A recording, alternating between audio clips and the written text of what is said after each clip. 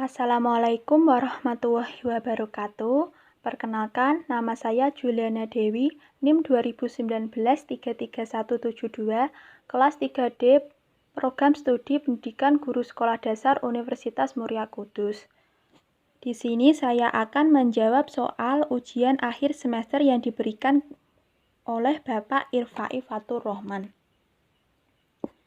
1. Jelaskan teknik mendongeng bagi siswa sekolah dasar khususnya kelas rendah. Beberapa teknik mendongeng yaitu awal mendongeng. Di sini anak diajarkan kata-kata umum untuk merangsang kepekaan mereka terhadap dongeng yang akan disajikan atau diceritakan. Selain itu, anak diajak menyanyi terlebih dahulu sesuai tema yang akan diceritakan pada dongeng. Kemudian diajak menirukan suara-suara binatang sebagai tokoh utama cerita. Beberapa teknik lain dalam mendongeng yaitu 1. Kita bisa menceritakan lingkungan sekitar. 2. Suara yang kita keluarkan harus sekreatif mungkin. 3. Gerakan tubuh yang ekspresif. 4. Memilih cerita dongeng sesuai usia anak-anak yang mendengarkannya. 2. Bagaimana langkah menerapkan keterampilan produktif dan keterampilan reseptif pada siswa kelas rendah. Dalam salah satu jurnal dari De Vitafuri, di sini membahas bahwa pembelajaran bahasa sangatlah penting, terutama aspek membaca dan menulis. 4. Keterampilan berbahasa yang disajikan dalam pengajaran bahasa Indonesia di sekolah-sekolah meliputi keterampilan menyimak, keterampilan berbicara, keterampilan membaca, dan keterampilan menulis. Sebenarnya, keterampilan tersebut dapat dibagi menjadi dua kelompok besar, yaitu keterampilan yang bersifat menerima, reseptif, yang meliputi keterampilan menyimak dan membaca, serta keterampilan yang bersifat mengungkapkan, produktif, yang meliputi keterampilan menulis dan membaca. Cara menerapkan keterampilan membaca, menulis keterampilan produktif adalah dengan siswa dituntut dapat menyuarakan lambang-lambang bunyi bahasa tersebut.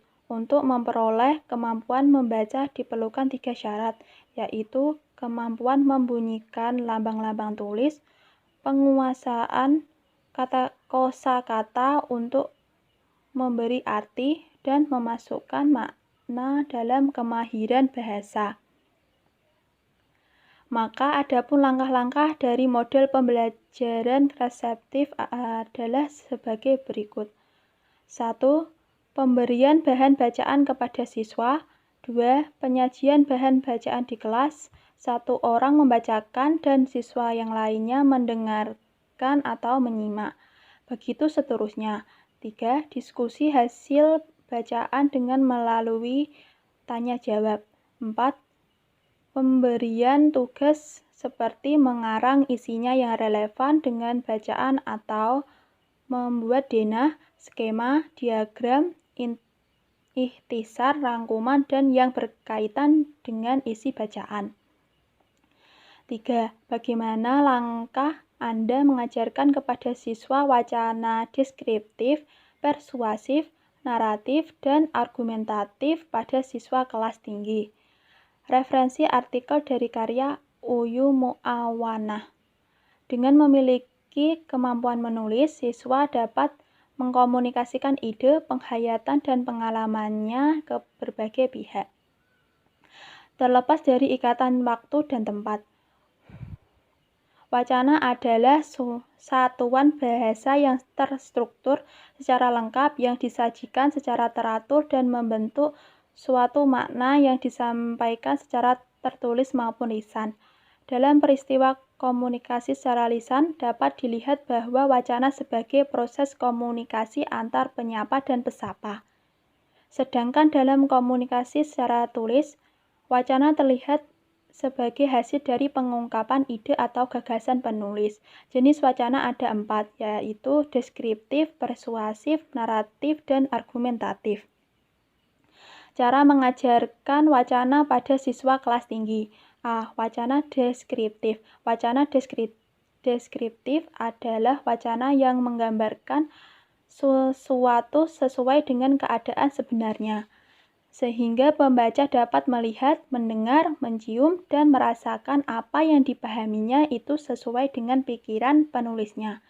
Tahapan menulis karangan deskriptif yaitu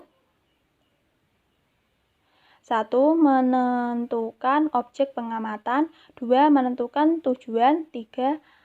Mengadakan pengamatan dan mengumpulkan bahan, 4.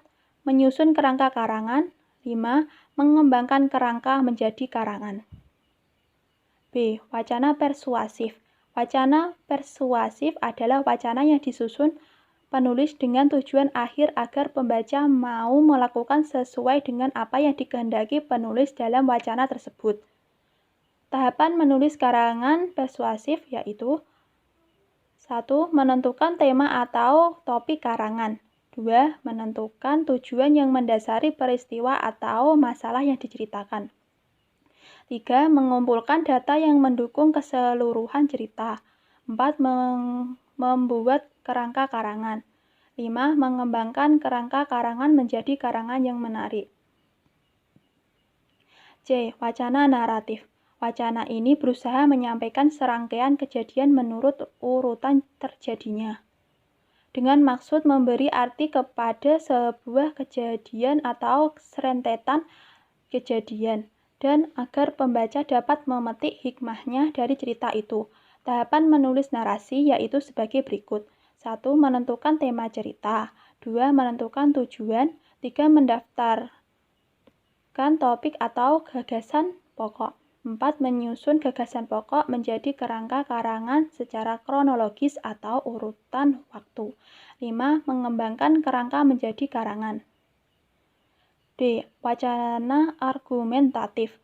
Wacana argumentatif adalah wacana yang berusaha memberikan alasan untuk memperkuat atau menolak suatu pendapat, pendirian, atau gagasan. Tahapan menulis karangan argumentatif sebagai berikut. 1.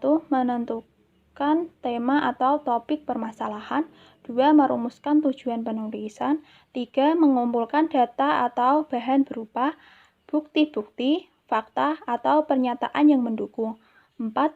Menyusun kerangka karangan, 5. Mengembangkan kerangka menjadi karangan. 4.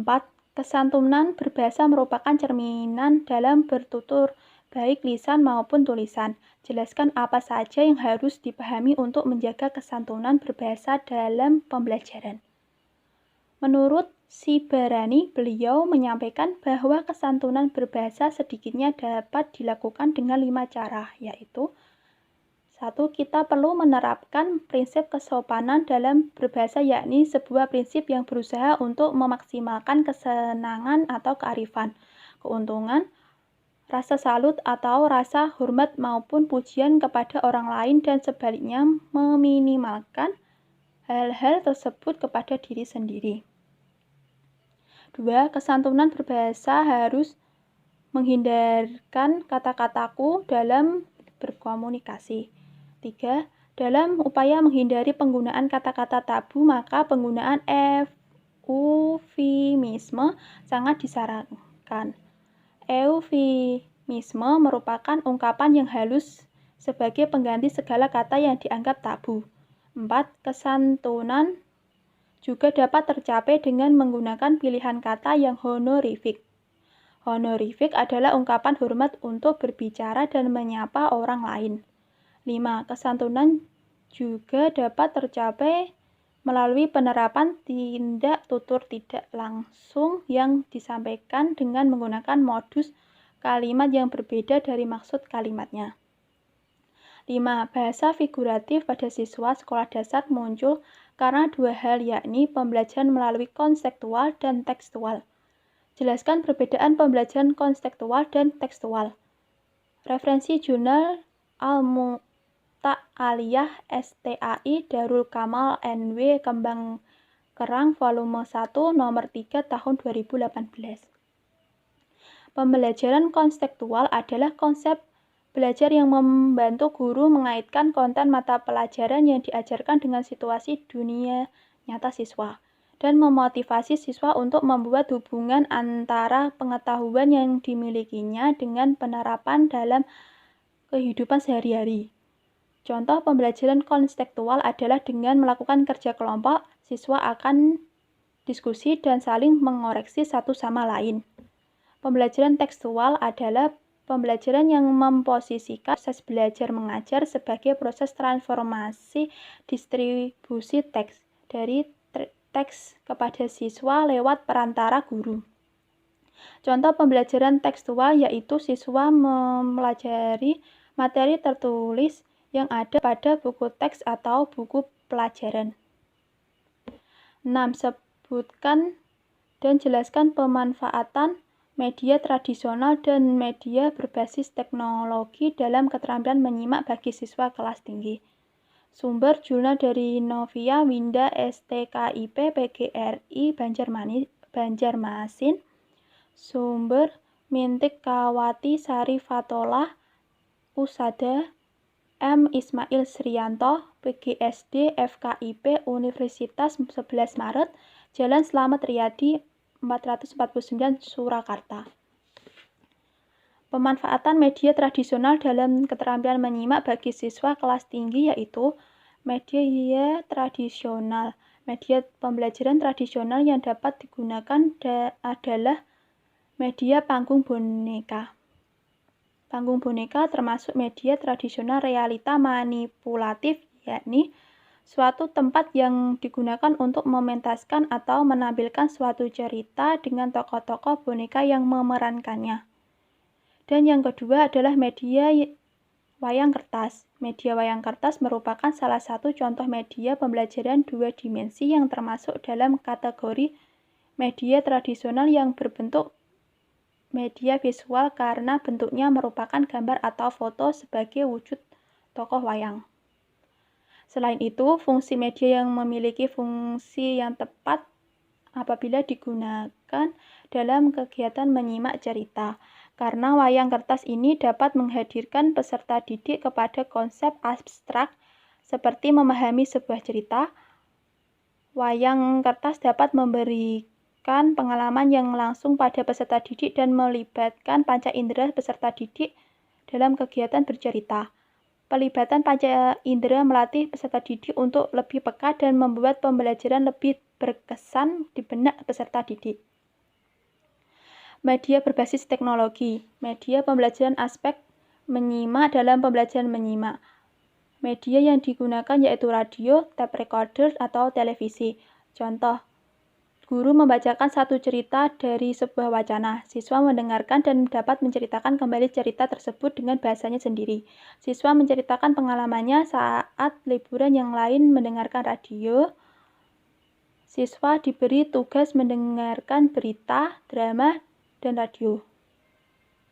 Dengan tape recorder, guru dapat memperdengarkan rekaman puisi, drama, pidato, dan lain-lain yang berkaitan dengan materi yang diajarkan.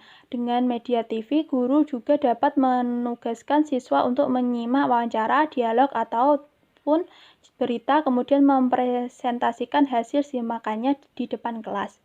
7. Jelaskan teknik membaca puisi untuk membedakan tekanan, intonasi, lafal, jeda yang sesuai dengan suasana serta pesan yang ada dalam puisi. Menurut referensi yang saya temukan, A. Tekanan. Tekanan atau nada adalah keras lunaknya pengucapan suatu suku kata. Tekanan berfungsi untuk memberi nada khusus pada kata-kata tertentu. Kata yang ingin ditonjolkan pesannya perlu dibacakan dengan keras dibandingkan dengan kata lainnya. Tinggi rendahnya tekanan dapat membedakan bagian kalimat yang satu dengan kalimat yang lainnya yang tidak penting. Untuk kata yang perlu mendapat penekanan dalam bait puisi, terlebih kita perlu memahami maksud baitnya secara keseluruhan. B. Intonasi. Intonasi adalah naik turunnya lagu kalimat. Perbedaan intonasi dapat menghasilkan jenis kalimat yang berbeda, yakni kalimat bertanya, kalimat berita, kalimat perintah, atau kalimat seru. Penggunaan intonasi yang dalam puisi sangat penting agar pembacanya itu tidak monoton, sehingga pendengar pun lebih tertarik. Intonasi juga berguna dalam memperjelas atau membedakan maksud atau pesan dari setiap larinya.